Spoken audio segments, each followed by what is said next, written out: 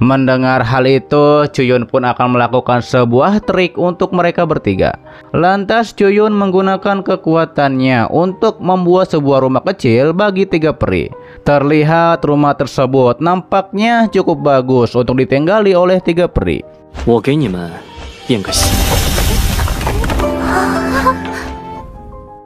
Chuyun menyampaikan bahwa 3 peri kedepannya akan tinggal di sini. Terlihat 3 peri melihat rumah tersebut yang cukup indah. Salah satu dari mereka berterima kasih kepada Chuyun karena telah membangunkan rumah untuk mereka. Mendengar itu, Chuyun menyuruh mereka untuk mengecek ke dalam istana dan juga melihat-lihat di sekitarnya, karena Chuyun punya hadiah yang sangat banyak yang tersembunyi di dalam istana tersebut. Dan lihatlah apakah mereka bisa menemukannya.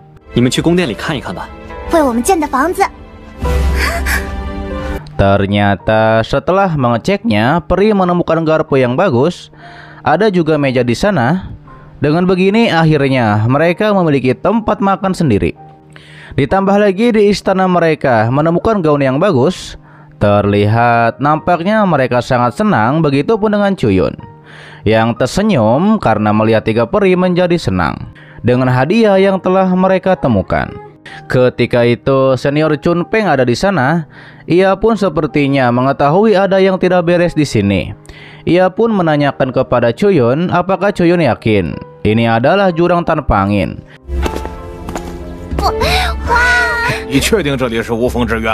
Dikatakan oleh Chuyun ini memang jurang tanpa angin.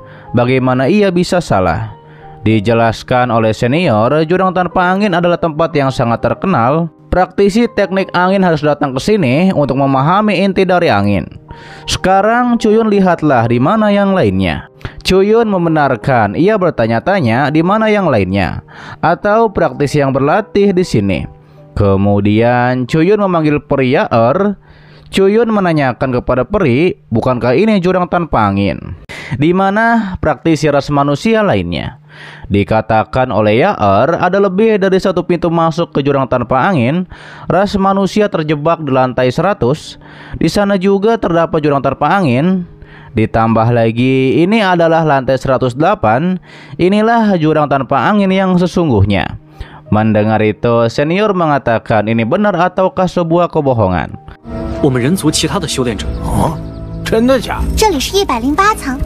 Terlihat senior menggunakan sebuah bulu biru untuk mendeteksi. Setelah bulu biru dijatuhkan, ternyata bahkan bulunya saja tidak bergoyang atau berputar. Dan ini memang jurang tanpa angin. Lantas senior menyuruh Chuyun keluarkan alat yang sudah ia siapkan. Chuyun pun langsung mengeluarkan tiang bambu.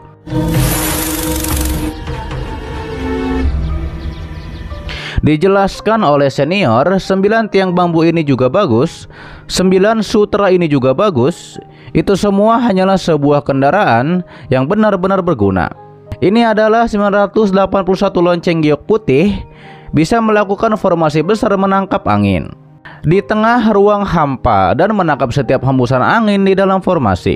Dikatakan oleh Chuyun, jika hanya mencari lingkungan yang tidak berangin, cukup gali sebuah ruangan. Mengapa harus di sini?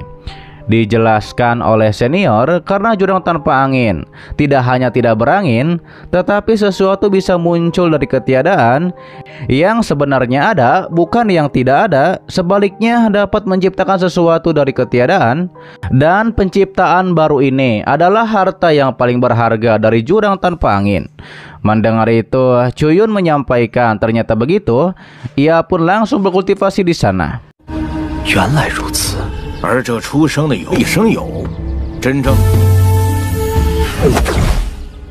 Setelah berkultivasi, dikatakan oleh Chuyun, formasi besar penangkap angin. Apakah itu rusak? Dan tiba-tiba saja lonceng berbunyi. Chuyun mengatakan, meskipun terlewatkan, setidaknya ini membuktikan bahwa formasi penangkap angin ini berguna. Ia pun melanjutkan kembali kultivasinya. Setelah hal itu, ia pun tersadarkan oleh suara lonceng. Ia pun langsung menggunakan kekuatannya untuk mengambil angin dari lonceng tersebut.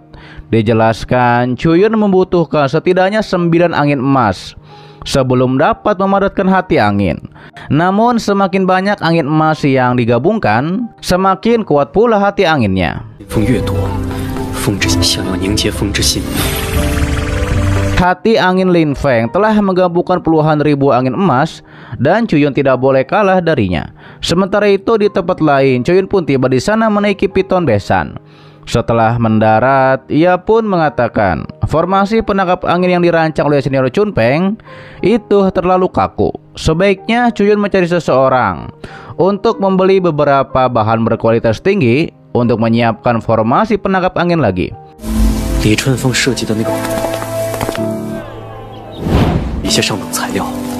Di malam harinya, Chuyun pun duduk di sebuah restoran sambil menikmati minumnya. Namun setelah ia meminumnya, ia langsung memuntahkan minuman itu karena terasa kasar di mulut, agak keruh dan juga bau yang khas. Dan nampaknya terlalu banyak untuk diminum. Hingga akhirnya Chuyun mengeluarkan minumannya sendiri untuk ia minum.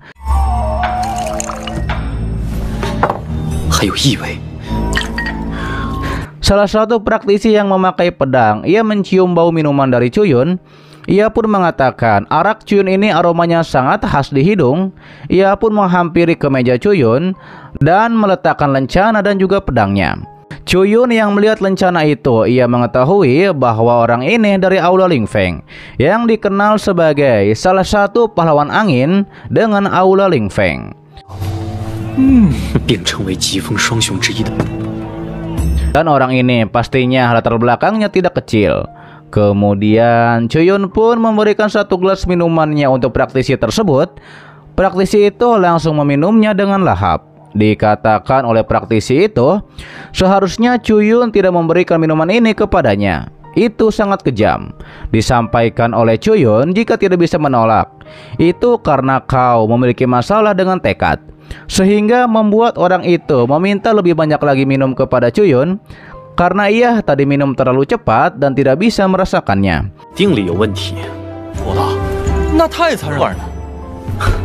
Mendengar hal itu, Chuyun pun langsung memberikannya lagi dan langsung diminum oleh praktisi itu dengan lahap sampai di tetes terakhir. Setelah minum, ia pun memperkenalkan dirinya bernama Tian Xiu dari Aula Ling Feng dari kota Jiuxiao. Chuyun juga memperkenalkan namanya dari Aula Ling Feng dari kota Jiuxiao. Dikatakan oleh Li Tian, ia kenal Aula Ling Feng dengan baik dan mengapa ia tidak pernah mendengar tentang Chuyun. Dijelaskan oleh Chuyun, mereka yang Li Tian kenal pasti yang terbaik karena Chuyun hanyalah seorang pemula di ranah Yin Yang, yang pastinya Li Tian tidak mengetahui tentang Chuyun. Mendengar itu, Li Tian mengatakan perkataan Chuyun ada benarnya. Ia pun menanyakan mengapa Chuyun masih berada di Yin Yang tingkat 6.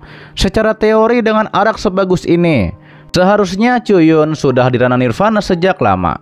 Disampaikan oleh Chuyun, hal ini sulit dijelaskan, terutama karena ia terluka dan sedikit menunda waktu. Mendengar hal itu, Li Tian memberikan segentong kecil arak kepada Chuyun, dan ini sebagai imbalan karena tadi Chuyun telah memberikannya arak yang enak.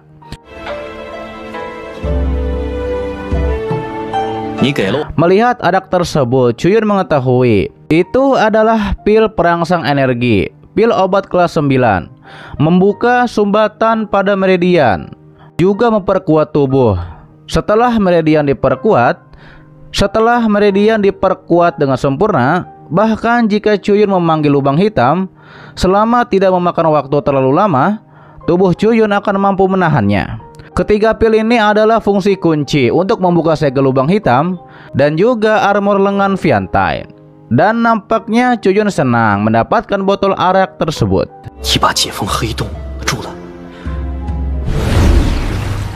Oke guys, itu adalah dari Donghua yang berjudul Spirit Source of Right part ke-105-nya di season 4 kali ini. Lepas selanjutnya akan diupdate secepatnya, oke? Dan terima kasih buat kalian yang menonton sampai detik ini dan selalu mensupport channel admin. Sehat-sehat buat kalian semua dan jangan lupa di subscribe agar kalian tidak ketinggalan setiap notif berikutnya. Loncengnya juga dipencet, oke? Agar kalian tidak ketinggalan setiap video baru lainnya. Dan sampai jumpa kembali di video selanjutnya. Till next time and bye bye. Assalamualaikum warahmatullahi wabarakatuh.